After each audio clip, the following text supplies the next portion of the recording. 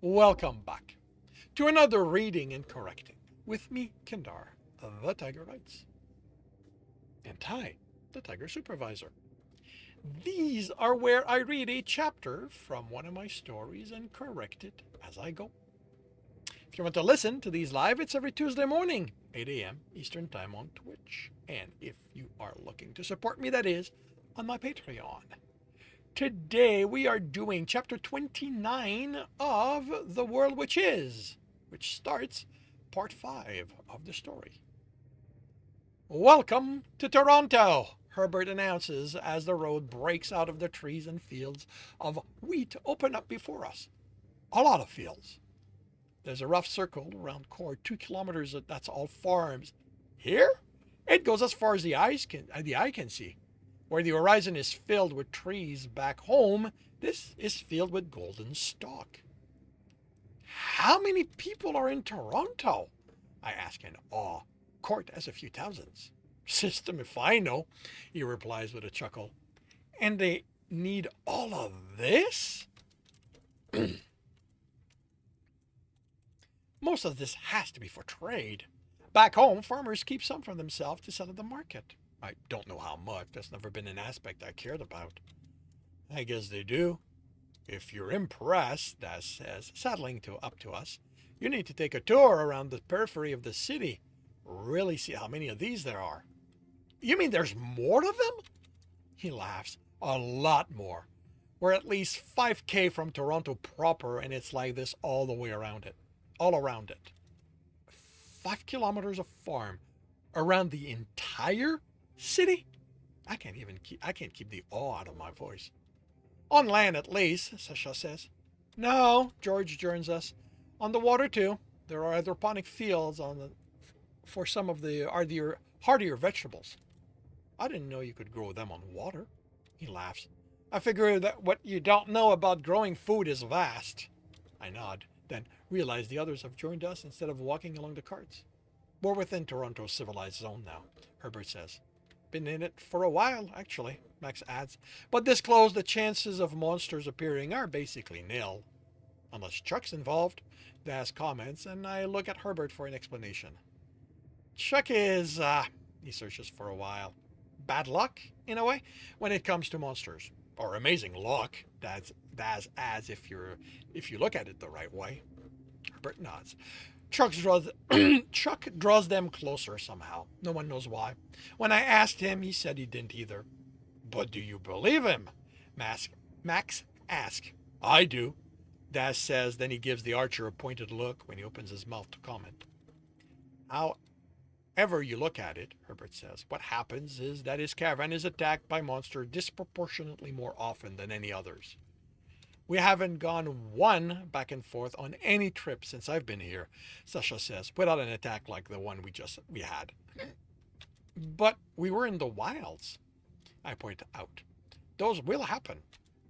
We're never in the true wild on a road, Herbert says. Its simple existence reduces the wilderness on each side enough what should poke its muzzle out of the tree shouldn't be tougher than that level 3 or 4 stoger. Than a level 3 or 4 stoger, and not in the numbers we had to fight. But they came from deeper. We heard the trees fall, saw the path they made. Even with the road, the wilds are going to be higher there, right? Yes, but they should stay there. Monsters don't travel out of their zones. Unless Chuck's involved, Max says. No, I say. Court is attacked by monsters at least twice a year. Those are different, Herbert says. There are monster waves. They exist to attack settlements. They grow along with it until it's a city. Then they go away. Cities have enough problems internally without needing the extra stress of being attacked, George comments. So because of Chuck, monsters get pulled to the caravan. I look down the length of it. Why are there so many carts then? I think that word would spread and no one would want to risk it. With risks comes reward, Daz says. Or long stay in jail, Sasha adds. No jail in the wild, that's the beauty of them, the sneak replies with a smirk. And faster skill gain, Max says. So Chuck's caravan draws a lot of people looking to fight. Guards are never a problem, and because of that, merchants are willing to travel with us. Not to say of the deal Chuck has with them, George says. They get to keep part of what they harvest from our kill. Our kills? Ellen says. When have you ever joined in? I join in spirit, George replies. I keep joined by keeping your bellies full and morale high. Morale. And morale high. But yes, they get to keep some of the spoil just for harvesting them, Herbert says. Oh, why do you say harvesting? They just access their inventory and take what's there, right? They haven't gone over harvesting as part of your class yet? Your classes yet? Herbert asked. You were going to be a guard, right? They don't start us on guard-related stuff until we have the class. Okay. Then after you've emptied the inventory, you can get more if you butcher the corpse. It's mostly extra meat, hide, bones, but those with high enough skill have been known to pull the unexpected gems or precious ring or something small like that, but valuable. How does a ring end up as part of any kind of reward for killing a monster? I asked, perplexed. The system puts it there, Max answered. Answers, brains. And I'm realizing that I'm going to have to change something in the early chapters because I believe Dennis comes across a ring on one of the monsters. Either I need to remove it or alter it.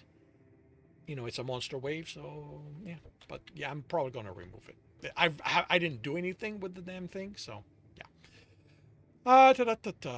The system puts it there, Max answers. Or they ate someone who had it, Ellen adds. No way, the archer says. No one goes in the wilds wearing something that valuable. The system throws that in as an incentive to get people to risk their lives and to get them to spend their points on the skill. That implies the system wants something, Ellen replies. It doesn't want anything, it's just there. I'm just saying, how about we stop the religious talk before it gets to blows? Herbert warns. Sorry, boss, Max says, and Ellen smirks. There are groups of people who think the system came here for a reason.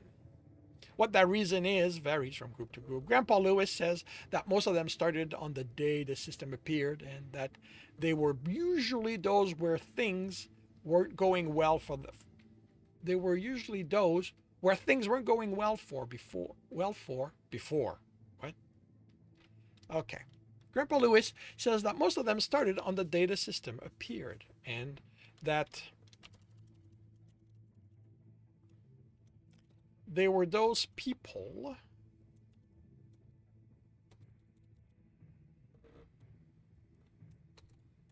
whose lives weren't going well before that. There we go.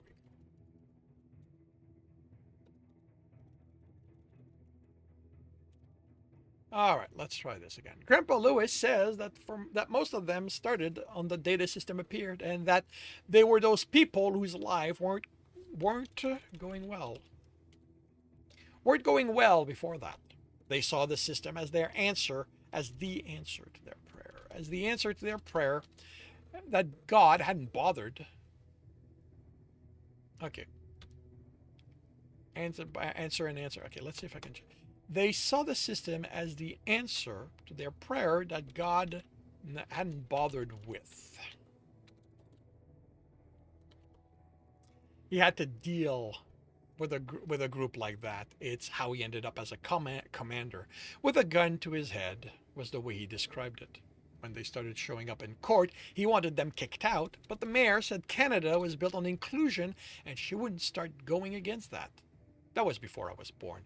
We've had a few mayors since. After one group tried to take over Bays because they saw him as the voice of the system, tolerance for those kind of groups dropped in court. Again, before I was born.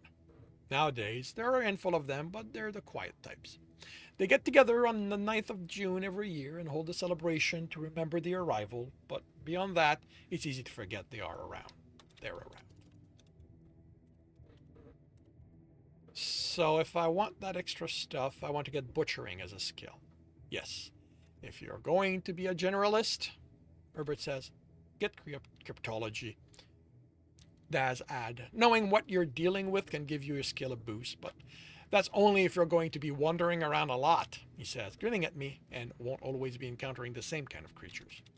I make mental notes to get them, just for the extra meat if it's worth it. All right, let's get back to the rounds. Herbert says, and the others complain. We're in the city zone. Nothing's gonna happen, is the gist of it. Then you get to explain yourself to Chuck directly when bandits burst out of the field and you aren't ready to deal with them.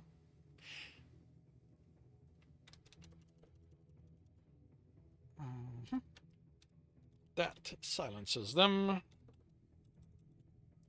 and sets up, and that silences them and sets up on what, and they set up. Oh, okay, no, that doesn't work. That silences them and you know what, sends them and they on to walking along the carts in pairs again. The sun is 2 hand span over the horizon, if I look to the side of the Toronto skyline, when I smell something and wrinkle my nose. Told you you'd smell the caravan market before you saw it, Herbert says with a chuckle. You said it was on the other side of the city. That's the west market. This is the east one. Feels like this needs to be capitalized. The road went from packed dirt to cobbled around noon. The farms were a mix of grain and vegetables, and they all had people working them. When one ended,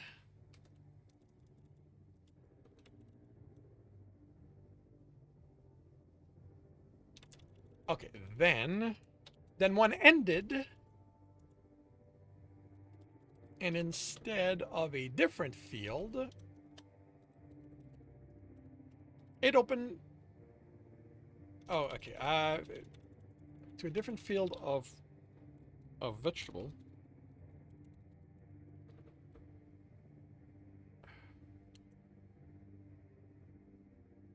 Okay. Yeah, actually, this goes back to present because this is happening now.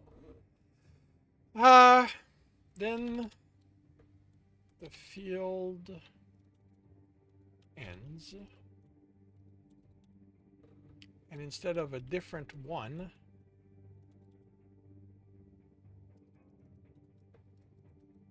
come back here. Where the hell? What did happen to my cursor? One, it opens to a field of tents and wooden building. You're going to want to watch where you step, Herbert warns me as at the front, Chuck turns his cart onto the path leading to it. No one's ever cobbled the place. I pull my feet from the mud with a squelch. Even though I'm told the rain stopped well before we arrive, there's not one dry spot, and anywhere the animals walk on, it's mud up to my ankle. I am so glad the armor's boots go up to my calves. I don't want to think about walking in this with my everyday boots. Would have been like. However hard it is to walk in this stuff, the animals have no problem. No, had no problem pulling the carts. Cart and wagon left the caravan to go to tents or buildings as we progressed further in. We passed one with people lined up by the door. They were all dressed in armor and armed. When the last of the cart we guarded left, we continued on behind the one following Chuck. Each group of guard joined us as they had nothing to guard, and we were a large, mostly happy group as we entered a fenced-off area with a larger and better-built building at the back. Chuck and the 4 carts behind him headed for a barn, and the rest of us congregated, talked, and rejoiced at having made it to the city. The sun had dipped to a few fingers over the horizon when I decided I might as well go. I'd reached Toronto, so there was no point in hanging around. I tried to find Herbert, but one of the others, but gave up when no one could point me to where they'd gone.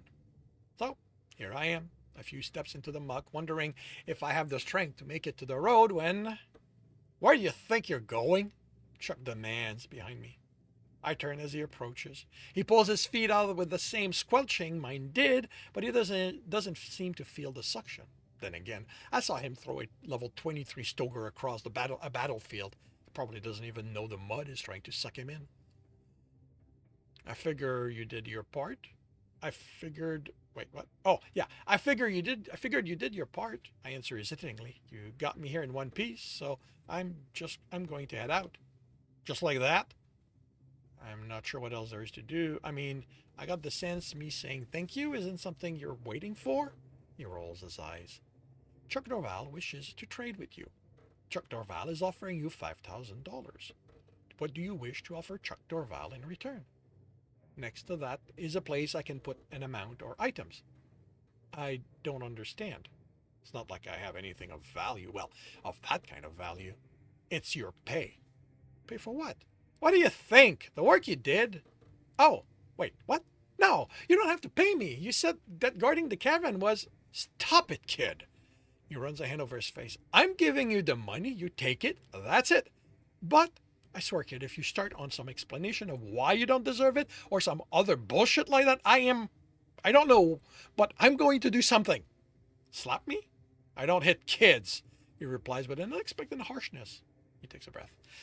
I appreciate you might be worried there's strings attached, but it's not that, I protest. It's just that you can't stop, can you? You ask, perplexed. It's some sort of automated response. You just have to explain how you aren't worth whatever someone else wants to give you, don't you? No, that isn't it. I mean, I don't think I'm worthless. Yeah, sure. I'm not, I protest. I helped. I even saved someone. And you're refusing payment. Is that why you want to give me this? Because I saved someone? Not that exclusively, he replies in exasperation. You're getting paid for pulling your weight in that fight. Everyone who gets a cut of the spoils. Could have said that up front, I say meekly, accepting the money. Well, no one else argues against getting it. Most people just take what they're given. Thank you. He looks at me, and I can't tell if he's about to scream or maybe hit me, or even if he says it doesn't hit kids. Then he takes another breath and his expression softens a little. Look, kid, Herb told me your plans. How about I hire you full-time instead? The money is good, as you saw. You'll get plenty of chances to train. I'm going south after this, so it's not like you'll be in court anytime soon. Give your dad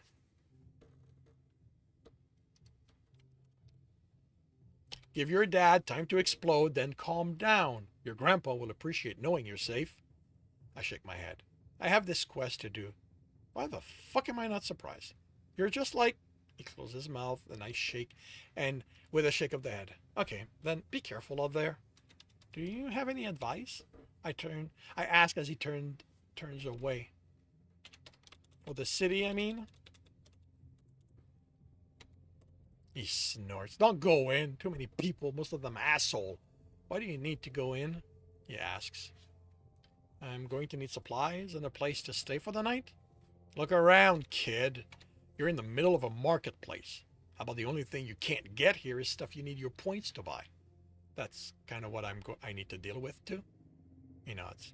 As for the night, he points to a building with a lantern hanging on each side of the door and lots of light coming from the windows in the approaching evening. That's an inn. Tell him I sent you and remind him that if he charges you more than $20 for a room, I'm going in there and pounding him through a wall. Isn't that kind of harsh?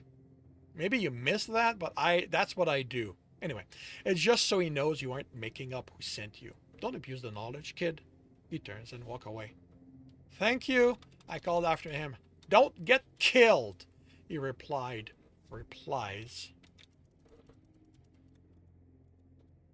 Then grumbles something I don't make out. It takes me 5 hardier steps to get on more solid ground. Then I'm heading for the inn's door in the hopes of a good night's sleep.